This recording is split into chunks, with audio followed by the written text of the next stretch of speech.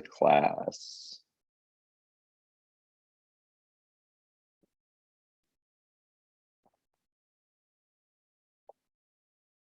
All right, here we go. Okay, biomechanics. Okay, so think about mechanics. When we think about biomechanics and we think about it as related to the human body, think about the human body and the muscles. When you think about muscles moving the skeleton and everything, you can almost picture the muscles and the skeleton working together like a system of just mechanical, like a mechanical toy. So you can picture almost like the muscles are being like ropes with pulleys on them, or rubber bands that stretch and let the bones move. So biomechanics just refers to the mechanics of a biological system. So in our cases, it's the human body.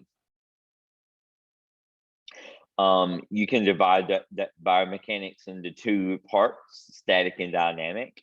The only difference is static just means looking at the mechanics of a person's posture or movement when they're still and not moving, and dynamics just means when they're moving. So looking at the body in terms of forces when it's moving, and that's what we're going to focus mostly on. And you can see that under dynamic biomechanics, that's where osteokinematics and arthrokinematics are, which we have already covered.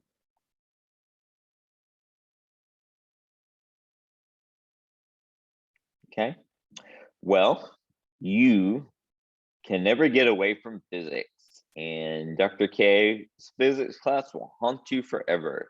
And this lesson 2, you're going to have to bring all that back just a little bit. So this is just a little matching slide. This is not in order of the list, but this is a matching slide, like if you were taking a test. I'm not going to go through this with y'all because y'all can read this on your own. But we are going to focus today a lot on vectors, force, torque. Vectors, force, and torque. So just to remember, torque is the force of something going in a circle or going being pulled, like a pulley being pulled on.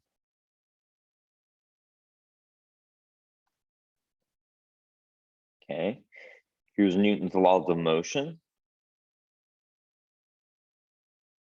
And mostly we're not going to really spend time on these or anything. This is just to let you remember. This is just really a reminder slide. We will focus mostly on the law of acceleration when we talk about muscle contractions, not so much inertia or the law of action and reaction. But please review this slide because this could be on your test. Hint, hint. Okay, so I know that y'all briefly talked about vectors in physics, but we're going to spend a little bit more time on vectors. So what a vector is just vector is a line, and it's a point of application. And what I mean by that is it's the point at which it's a line of force in which an object moves. And I'll show you a picture in a minute. I think it's the next picture. No. So I'll show you a picture in just a second. So the point, when you think about a vector, the point of application, when you think about it in a muscle, it's always going to be the insertion of the muscle. Okay, a vector is always an imaginary line. So if you think about a muscle, muscles have fibers that are all going one direction. So when a muscle contracts, all the fibers go from the insertion toward the origin, and they zip together with those actin and myosin. So that's the line of application. And let me skip to the next slide for a second. Let's look at the quads for a second. So if you look, you can see the insertion up on the pelvis at the ASIS. And then you can see the origin, and then you can see the insertion down on the tibial tuberosity. Well, the vector, the line of application from this would be a straight line between the insertion and the origin. Okay, let's go back. The direction of contraction is usually almost always going to be the same as the line of application. So let's go back to it. So the direction of the contraction, in this case, of the quads is always going to be the same as the line of application. And the line of application is basically the direction in which the actin and myosin filaments are zipping together and moving. So that's usually in open chain movements, that's always going to be toward the origin and we know that by now. And lastly, the magnitude is just the amount of weight that you're lifting.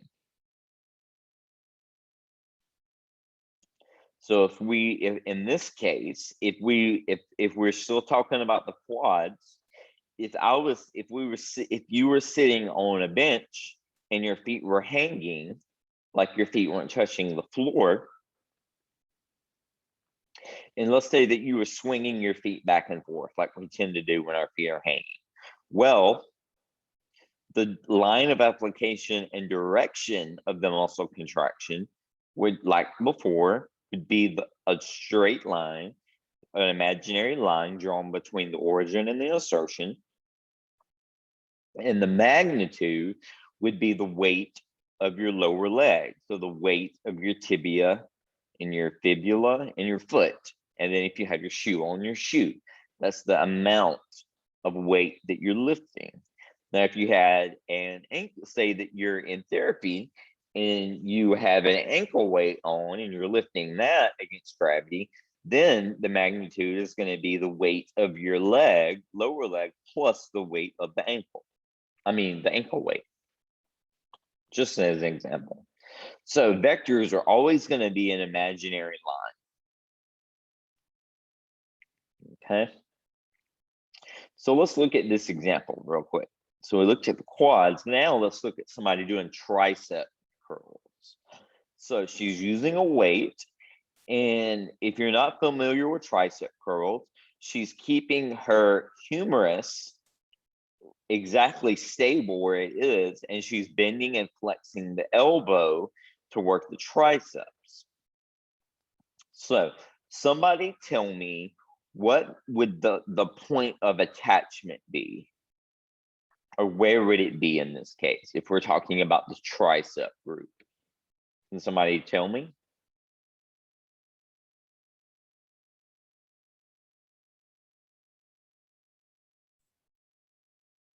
Y'all have had this on a test. What's the insertion of the triceps? The back of the humerus and the scapula. Okay, so it's going to be not the I meant the I don't know if I said insertion or origin. I meant insertion. Oh, sorry. Yeah, you did say that. The the olecranon fossa. Yes, very good. On the olecranon. So that's going to be the point of attachment. Now the line of application and direction, now that's pretty easy. That's just going straight down the back of the humerus into the insertion of the triceps. So that's just going straight down the back of the humerus, just in a straight line. Now, what is the magnitude? I'm not looking for a number, but what are the two things the magnitude is going to be made out of in this picture? The forearm and the weight. Very good. The forearm and the weight that she's holding. Very good. So that imaginary line is that we're looking at is the point of attachment, the line of application, and the direction. And y'all tell me which direction is the muscle contracting in this picture. Is it going from insertion to origin, or is it going from origin to insertion? Towards the origin. Insertion to origin. Insertion to origin, very good. It's going insertion to origin. An open chain is always going to be insertion to origin. And a lot of closed chain, it will too. But just remember, sometimes you have that reversal of muscle action we talked about, which just happens sometimes. Okay, well, let's look at some other vectors. Okay. Now remember, vectors are usually all imaginary lines. Let's look at this. Let's look at this first vector. It's a linear. These are different other kind of forces. This is when you have one line of force, or you can have more than one line of force, but the forces are in the same direction or different direction. So let's look at the top picture on the left. You got two guys pulling on one rope, and they're pulling in a boat. So they're both pulling on the same rope. They're pulling in, so they're pulling on one line, and they're pulling in the same direction. So the line, the vector is coming from the boat towards the men on the shore. Okay, now look at the second picture. So this is still just one line of application, one line of force, but the forces, there's two forces acting on the line, and they're going in opposite directions. So this is the two guys who are playing tug of war. They're pulling on the rope. So in this case, if they're equal, those guys have equal mass and have equal strength, then they're basically, nothing's going to happen. They're just going to keep pulling against each other. Nothing's going to move until one of them can overcome the other one. So in this case, it looks like that would be like an example of like an isometric contraction. You've got a line of application and a line of force, but the joint doesn't move. So that would be kind of like an example of an isometric. But if one of these guys was stronger than the other one and overcame the other one and pulled his into the rope much further, then that would be like a regular move, like a dynamic muscle contraction. So hopefully that makes sense. Okay, now let's look at parallel forces. So this is let's look at this picture, and this is a picture of somebody that's in a back brace. And this is just one particular type of back brace. There's many types of body braces and trunk braces that we'll talk about in semesters 4 and 5 that are some bigger than this, but they basically kind of act the same as this. So let's look at the points of contact on this brace. Now, on this particular brace, looking from the side, you can see where there's the contact of the brace at the upper chest, one down at the lower abdomen, almost at the upper pelvis, and then a line of and then a force going into the lower back. So when that brace is on tightly, and hopefully y'all can see this big enough on your share screen. If not, you can see it on your own PowerPoint. You've got you've got three forces going on by this brace. You've got two forces in the front, those two places where the brace is touching, and then you got one in the back. Well, those forces are going towards each other. Okay, they're parallel to each other. They're going in different directions, even though they're in the same plane of movement, if that makes sense. So they're parallel to each other, but they're going different directions.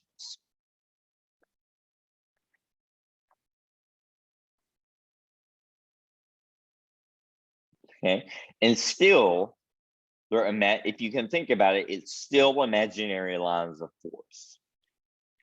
Now we have them drawn here as solid orange lines, but those are that's where the force is being applied. So that would be where the three vectors are going on. So let's look at a real life example. So let's pretend that this is a large appliance, this box, and these two people are two movers, and they're not carrying the box. Let's say they're pushing the box. Okay. Now, I'm not going to read this slide word for word because I think I can explain it better if I just say it in layman's terms. But y'all know how I am. I could be wrong. Okay, so these guys are both pushing on the box. Well, they're not very bright. They're not very smart movers because they're both pushing the box in a straight line from where they are. So let's look at force A. And y'all pay attention to where my mouse is moving. Force A is coming from mover A, and he's pushing the box in this line. This is his vector. Okay, his vector is going from one side of the screen to the other in a perfectly straight line. Well, his partner, mover C, is not very smart either, and he's pushing his box this way, the end of the box this way, in a different direction. He's pushing from, let's say, from this point to this point. So he's pushing in a different direction than mover A.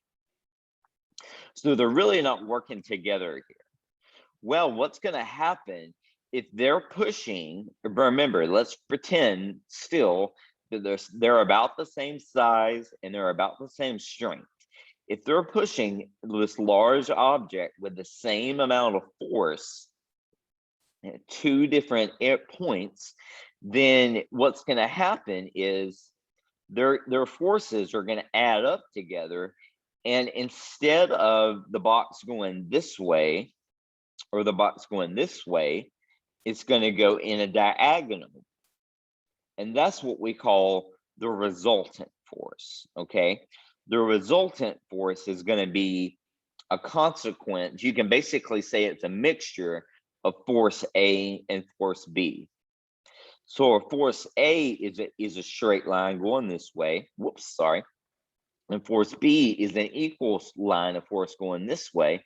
When these two guys start pushing on the box, instead of going in a straight line that way or this way, it's going to go diagonally. So then the box will move this way and move diagonally. And that's what you call a resultant force. And if I remember correctly, I know for sure y'all talked about vectors in physics, and I think y'all might have talked about resultant forces too, but I'm not sure. But if you were to do this in real life, then the box would move diagonally. But as always, there's no way you can tell who's pushing with, you can't really match your force with somebody else. You just can't really do that in your head. Okay, let's look at another real life example. Let's look at the deltoid muscle group. So as y'all know by now, the deltoid is made up of three basically heads. You've got the anterior portion, the middle portion, and the posterior portion. Okay, now some textbooks and some literature are actually coming out and saying it's got like 5 heads, but for all intents and purposes, we're sticking with what is still taught and what's still known. So we're just going to stick with 3 heads. You've got anterior, middle, and posterior. Well, even though there are 3 separate muscle heads, they're innervated by the same nerve. So if you turn on just your deltoid muscles, then all the anterior, and as you know now, the anterior deltoid is biased toward flexion, the middle deltoid is biased toward abduction, and the posterior deltoid is biased toward extension. Well, if they all have the same nerve, how do they do 3 separate things? Well, let's talk about the easiest movement first. If I just turn on my deltoid, then that's going to be a pure abduction movement. And that's not just the middle deltoid doing that muscle. That's still all 3 muscles working to do that muscle. You just have 3 equal forces, and the resultant force ends up being a purely sideways or abduction movement. Okay, so that's how now, and if you wanted flexion, you're not only going to turn on you'll still turn on your deltoid, and your whole deltoid will be on, but you're also turning on part of your bicep too, and some of your pec muscles. Now, remember, all of this, this is all pre-programmed in your head. So if this is confusing you of how you can turn on just your deltoid and go sideways, and then, I mean, you can go sideways with your deltoid and then you can still have deltoid action but go into flexion. Remember, that's pre-programmed in your head. So you're not just saying, okay, anterior deltoid, turn on and leave the rest off. You're turning on other muscles too. And that's just your program in your head. But even when you turn on other muscles, that resultant force of the deltoid is still going to be there, but now it's going to be wherever the deltoid is more biased towards. So if we were talking about flexion, we would still have a vector for the middle, anterior, and posterior, but the resultant vector would be in the front, because we would be going into flexion.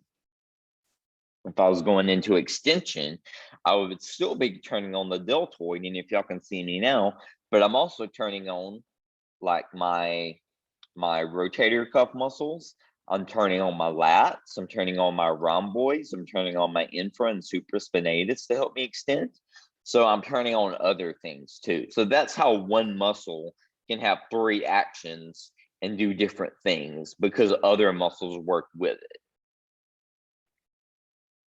And that actually that actually helps us segue very well into the next topic, which is force couple.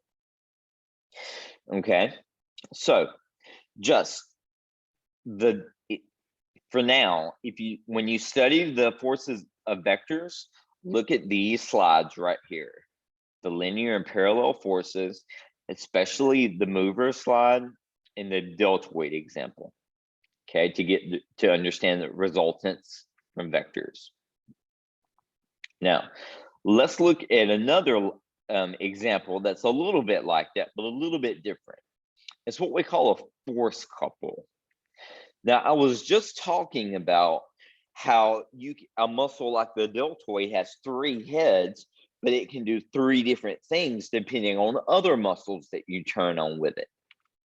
Well, that's an example of what we call a force couple, or when more than one muscle is turning on to complete an action. Okay, to complete one action. So let's look at this example here of the scapula. So in this case, the person has went from, let's just say that they went from anatomical position and now they've abducted their shoulder and they've stopped in the air. Well, whenever excuse me, my voice just cracked. Embarrassing. Whenever we either flex our shoulder or abduct our shoulder, our scapula, and when I say shoulder, I'm talking about our humerus. Whenever we abduct our humerus or flex our humerus, our scapula has to move on the back of our rib cage with our humerus so that the head of the humerus stays in the glenoid fossa. So the scapula glides along the back of the rib cage. So that forms the scapulothoracic joint between the scapula and the back of the ribs. Well, if I was to abduct my arm, look at and you're going to have 3 muscles that are involved in that. Okay. First of all, we know we have our deltoids working. Okay. But in order to move the scapula, in order to give us more range of motion, our upper traps are going to come on to elevate our scapula. Okay. The serratus anterior, the traps are going to elevate our scapula to give us more elevation of our humerus. The serratus anterior, if you remember, helps us protract our scapula. So the serratus anterior is going to bring our scapula a little bit forward. Because when we abduct and move our arm, our humerus tends to rotate anterior just a little bit. You can't really see that when you have the skin on top of it. And then lastly, in order to keep the scapula stable and to keep it from flying off the front of the body, the lower traps come on to kind of pull down on the scapula to stabilize it. So but the thing is, not all three of these muscles are working on the scapula at exactly the same time in 3 different directions. So the resultant is you got 3 vectors pulling on the scapula, and the resultant is what we call the resultant force upwardly rotates the scapula. What we call upward rotation. So when I abduct my arm or I flex my arm, my scapula glides up the rib cage, and the glenoid fossa of the scapula is going to follow the humerus, and it's going to turn itself so that the arm can go higher. If we didn't have this force couple on our shoulder, look at me right now in your camera. If you can see me, I know I'm a little picture, but if I was abducting my arm and my scapula didn't move, then I would stop. My range of motion would stop about right here, and it would be about the same for flexion. My range of motion would stop about right here. So when we have that force couple, it allows the scapula to move with the humerus and give us extra range of motion.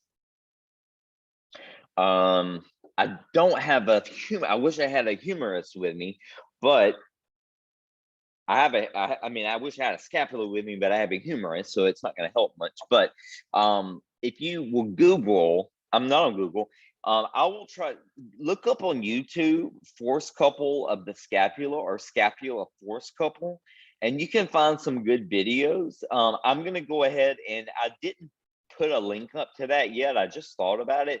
So after we do this lesson today, I'll find a good link that explains force coupling and vectors, and I'll put it up on this week's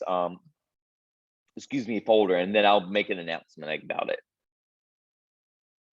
But I know I've seen some good ones out there. But force coupling, once you understand it, it's pretty easy. The scapula is the best example of a force couple in the whole body, and it's basically really, I mean, I'm not going to say it's basically the one we talk about all the time. Really, there's a couple of other force couples, but this is the main one we talk about. Okay, torque is the ability of force to go a moment of force to produce, well, a moment. Hold on, let me stop. This is producing force or rotary force around an axis. So you've got an axis. So say that you've got a point of contact, and your force is you're connected to that point of contact, and you're producing rotational force around it. So you've got an axis, and you've got a certain, what we call a lever arm, which is going to be the distance from the axis. Okay, so let me explain what a lever arm, also known as a moment arm, is. If you ever hear moment arm or lever arm, they're the same thing. Okay, so let's look at this example here. Let's pretend that this is an elbow and we're looking at the biceps. Well, this is not drawn anatomically correct. This is not how the insertion is not out that far, but this is just an example. Okay, so we see we've got the humerus here. Well, we've got the bones here, and they're at a 90-degree angle. So we say we're in 90 degrees of elbow flexion, and you even got the biceps there. Well, the axis of the joint, let's say the axis of the elbow is, and would be where the ulna and the humerus come together and articulate, and that would be the axis, or where this picture says the center of the joint. That's where all the movement is centered around. Well, there's a distance, the distance from the axis to to the middle of the muscle, or not, I'm sorry, the distance from the axis to, and this picture is a little different. I don't like this picture. It's actually not the distance from the axis to the middle of the muscle. It's the distance from the axis to the insertion. So where this muscle inserts, that would be called the moment arm or the lever arm. Okay, so this picture, I don't like this picture because you can look at it in some ways from the distance from the axis to the middle of the muscle. But when we're talking about real life examples in the body, we're talking about the distance from the axis of movement or the center of the joint to the insertion of the muscle. So in this example, where's my mouse at?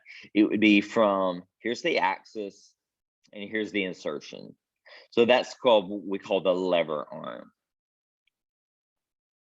or the moment arm, same exact thing.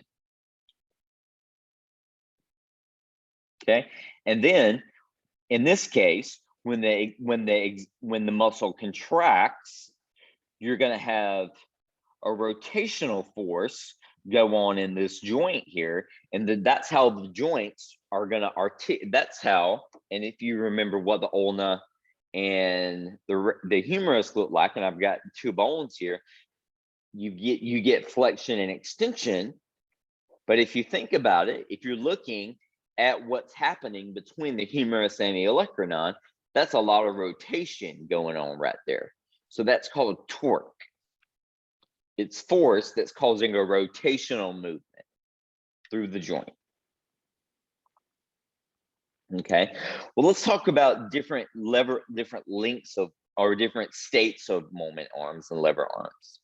Okay, when any joint in the body is at around 90 degrees, the torque or its force is at its greatest.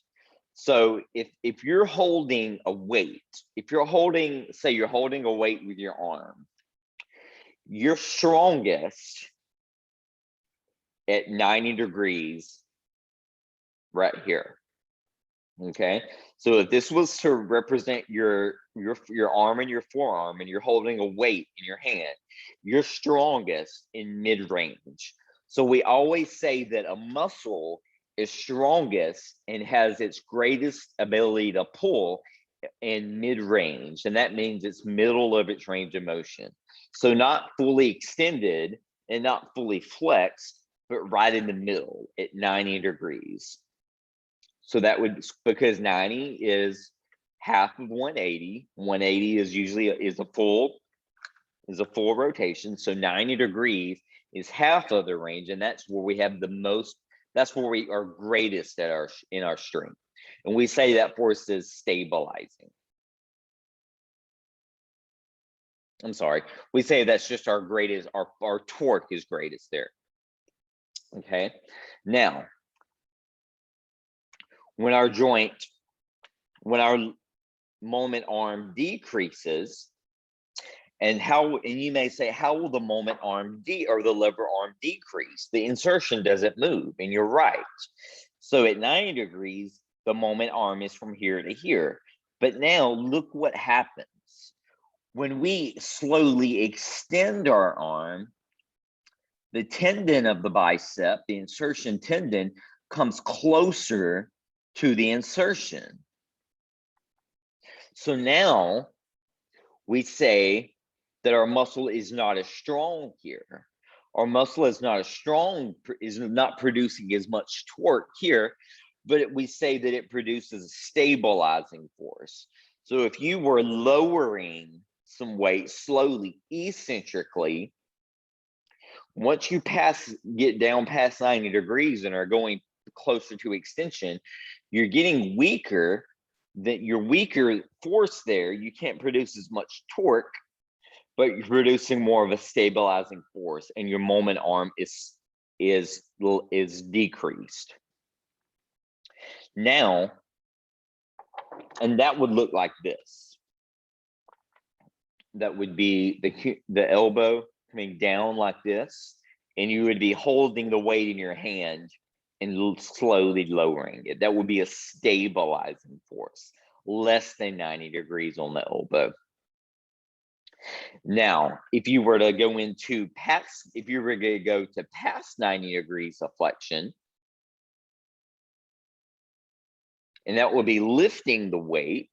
And let's go back up to the previous picture. So remember, at 90 degrees, here's our lever arm right here, or the moment arm, from the axis to the insertion.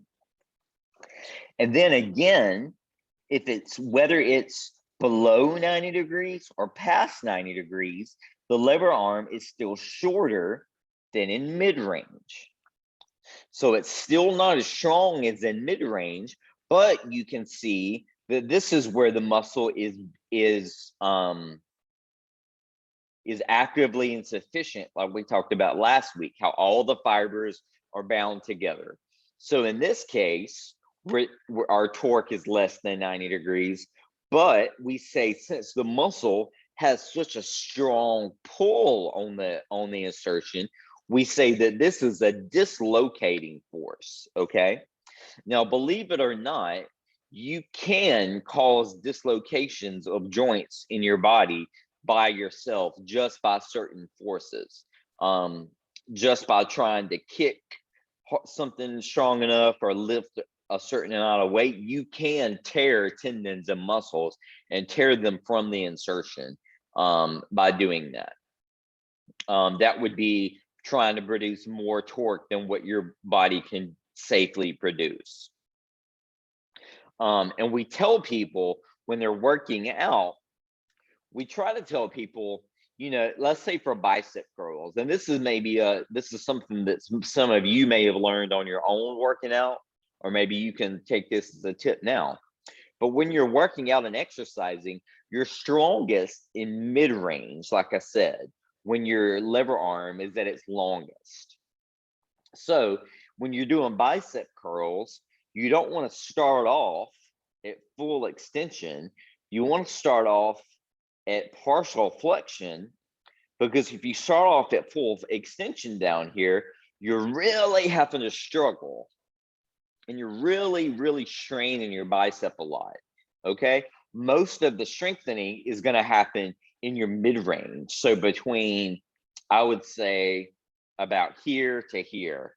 So a little bit before 90 degrees and a little bit after 90 degrees. So you would lift it a little past 90, not fully. And then when you relax it to go eccentrically, you don't relax it all the way. You stop before you get to the end of your range, and then you lift it again. Because you always want to try to keep your lever arm at a certain distance. You never want your lever arm to get very short. Okay, so remember, we're always strongest. Our muscles are strongest at mid-range.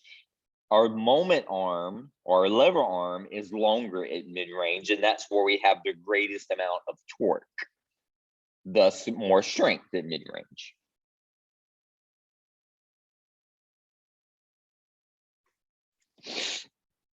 Okay, now you can read through this because this is we're about to go into levers, and that's going to explain, and we're going to talk about levers and things, and that's going to help us. We're going to talk about torque a lot there,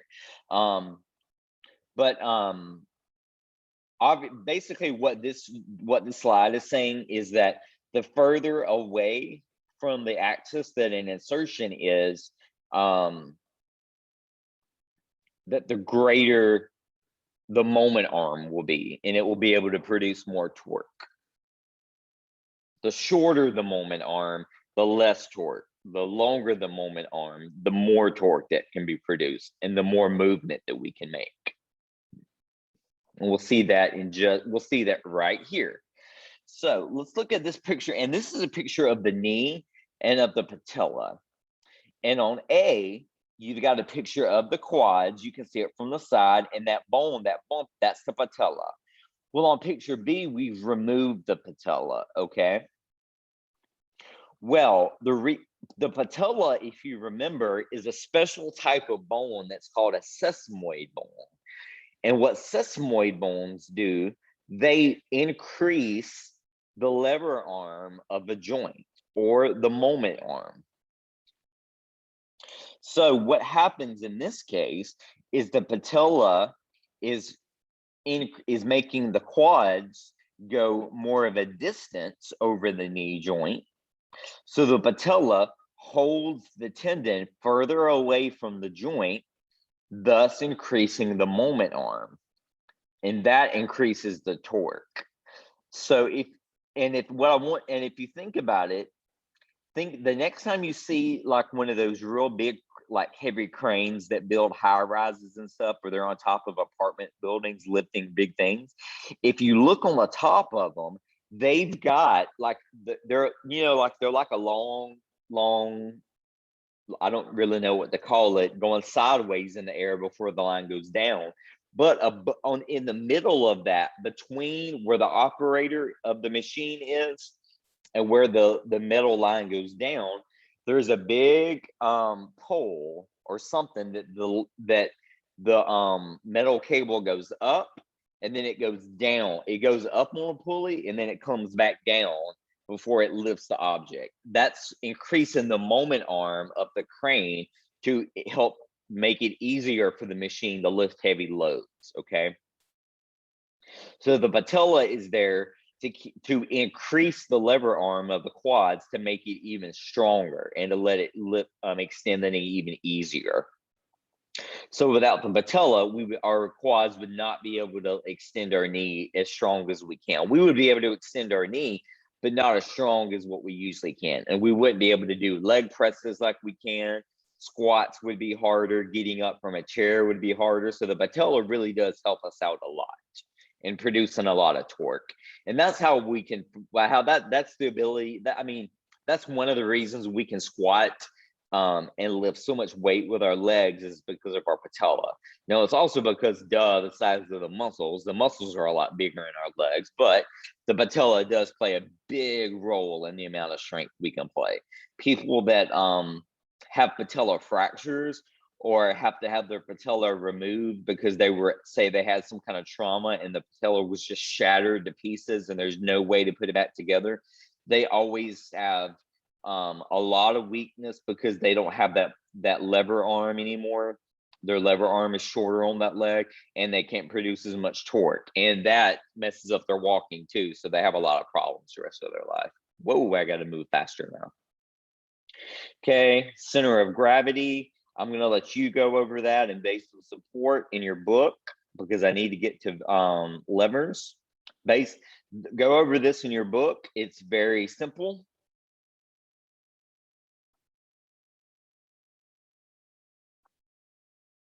Let's get to levers now so we can do our scenario Friday. Okay, so levers. You're always levers in a lever, and let's just talk about a regular, like a teeter-totter or a seesaw on a playground now. That's the simplest type of lever we can talk about. So I'm going to try not to read these slides word for word because it's just going to confuse me and all of us. I'm just going to look at the pictures because I'm a visual guy. So this is the simplest type of lever we can talk about. So we've got an essential axis, and then you would have a weight over here or a person sitting over here, and then we got a person sitting over here. Okay, that's the example. That would be a teeter-totter, and then you would be going up and down with the axis staying still, and you would be moving around the axis. Well, let's look at different classes of levers, okay? So let's say that F is going to stand for force, and force means what the body produces. The force F is going to be the muscular force, okay? A is going to stand for the axis, wherever the center of the torque is happening. And R is going to stand for resistance, or the amount of weight that we're holding in our hand or that we're lifting or that we're pushing against, okay? Well, look at the first example here. These are examples of first-class levers. In first-class levers, the axis is always going to be between the force and the resistance, okay? So it's going to be like a regular seesaw, but it's going to be a little bit uneven in some cases. So look at the top picture. if you were to push down on that lever in the top picture, it's going to be very, very, very easy to move the book up, because that lever arm between F and A, the force and the axis, is so long. So that would be like a long insertion moving, producing torque around an axis. The longer your moment arm between your force and your axis, the more torque you can produce. But look at the second picture. If your axis is very close to your force and farther from your resistance, then it's going to be harder to move the weight.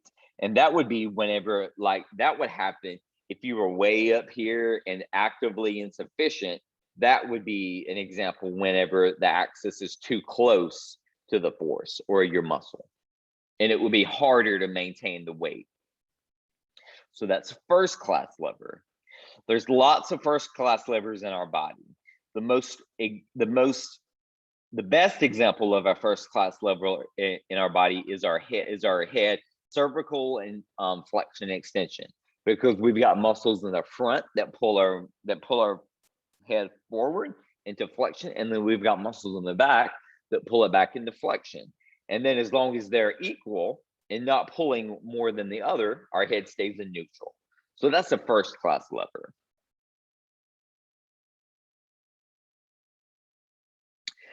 Let's talk about second class levers. Now, I'm totally going to confuse you now, because now look at what I did to my lever. Look at the letters. Now I've got the axis. Let's look at the line, and then you can look at the picture at the same time. In second class levers, you've got the axis all the way at the end of the line of force all by itself. The resistance, or what the weight that we're carrying or pushing against, is in the very middle between the axis and the force is on the other end. Well, you might think, how in the world would any force or muscle be able to move against that? Well, look at the picture here. This is an example of a second class lever. In this example, this person is going from foot flat to standing up on their tiptoes, okay? So the axis would be the ball of their foot or their metatarsal heads. And then the resistance would be the weight of the body that they're trying to lift. And the force would be the plantar flexors or the calf muscles contracting and making the person raise their heel and stand up on their toes. That's an example of a second class lever. Okay. Very few examples of that in the body. The best example to understand, and the only one I'm going to give you, is plantar flexion and standing up on your toes, because the thumb is just going to confuse you. Here's another example of a second class lever in real life. If you're pushing a wheelbarrow that's full of dirt or bricks or stone or rocks or something, so your axis is the wheel, the resistance is the amount of weight you're carrying in the barrel itself, and the force is you acting at the complete opposite end of the axis, lifting up on the handle. So that would be a second class lever as well. This is acting just like this picture is. These are exactly the same. Look at these. You can study these together, and maybe that'll help you understand it. The most common type of lever in the body is a third class lever. I know we're almost at time, y'all. Give me a few more minutes to get through a couple of the last slides and we'll be done. Third class levers are the most common type of lever in the body. So look down at the bottom of this slide where my mouse is and look at where the axis is. So in this case, we've got the axis at the end. Then we've got the force, or what we're lifting, or what we're lifting with our muscle in the middle, and then we've got the resistance down at the end. Well, if you look at a real life example, this is just like the biceps. So you got the axis here, then you've got the force inserting here. So the force will be going this way, but the bicep is inserting here. And the resistance would either be the weight of the hand and the forearm, or the weight of the weight, how much that the weight you're carrying is. And it would be pushing down. So that's a third class lever.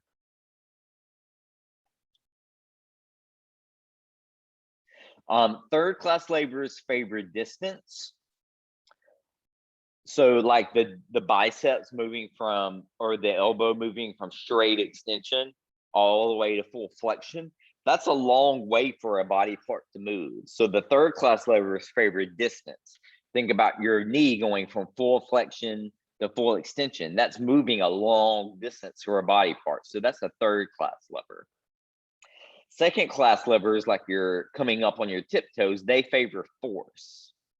And let me give you an example of how whenever something can change class and be another second class lever. Well, let's look at the example. Let's look at the brachioradialis here. So we know that the brachioradialis inserts on the distal, originates on the distal humerus and inserts on the distal radius. Okay. Well, whenever we're not holding a weight in our arm and we're just performing bicep curls with just our forearm, the resistance that we're working against with our brachioradialis is the center of the forearm, and the force is where the brachioradialis is originating from. I'm inserting it. But when we put a weight in the hand, the resistance moves on the opposite side of the force. So in this case, without a weight, the brachioradialis is a second class lever. And then when we put a weight in the arm, the resistance moves from the forearm to the hand and becomes a third class lever. If that confuses you, please don't let it confuse you. The biceps is also concentrically a third class lever. And then it becomes a eccentric lever when it goes, it becomes a second class lever when it goes eccentrically.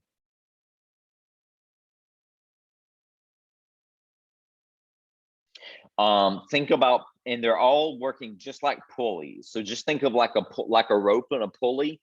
They're all working the exact same way. Pulleys are in the body and they work to change the direction of the tendon. So a classic example is our lateral malleolus. You've got your peroneal muscles going down the side of your leg, but then they go around the back of your lateral malleolus and then hook into your around your lateral foot. So they form, that malleolus forms a pulley. So if we didn't have that pulley there, nothing would really happen at the ankle. But if we've got that pulley there to change the direction of the tendons, it gives a little bit of a torque on it, and it gives a little bit of a torque force, and it can move the foot against, and it can move the ankle. If we didn't have that that pulley there, nothing would happen at the ankle. Okay, we've been talking about torque. Torque is just turning something. So if you look at this example here, I've been talking about lever arms. This would be the axis right here. This wrench, the distance of the wrench where he's holding on from his hand to the axis would be the lever arm or the moment arm. And the force, this would be the force. This would be the muscle acting on the bone. Okay. Real life levers. So sorry I didn't get to spend a lot of time. Did my screen sharing stop? I think so. Yes. Okay. So I'm sorry I had to fly through that last little part because I want y'all to be able to do your scenario Friday that I give tomorrow. Sure. There we go. Now I can see it.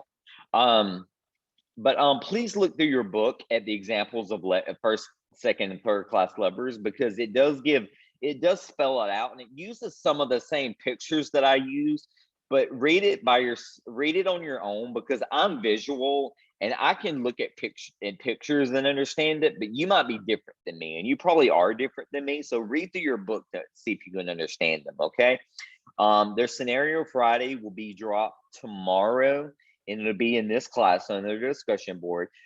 Keep the same groups that you kept for your last scenario Friday, just change, and we'll leave it among y'all to change your roles and figure out who does what. But everybody try to do something different in the group this time, okay? As always, the initial poster will have their initial post due by Tuesday at midnight, and then the 2 replies will be due next Friday by midnight, okay? And I will drop that tomorrow. Every group will have a different scenario, so everybody's going to have a little bit of a different something to do, but it's all going to be something to do with levers, okay? And it'll be a real life example, so it'll be something that you have to actually like exercise or work through something by yourself. Okay, y'all, sorry to keep you so long. If you don't have any questions, you may go to your next class.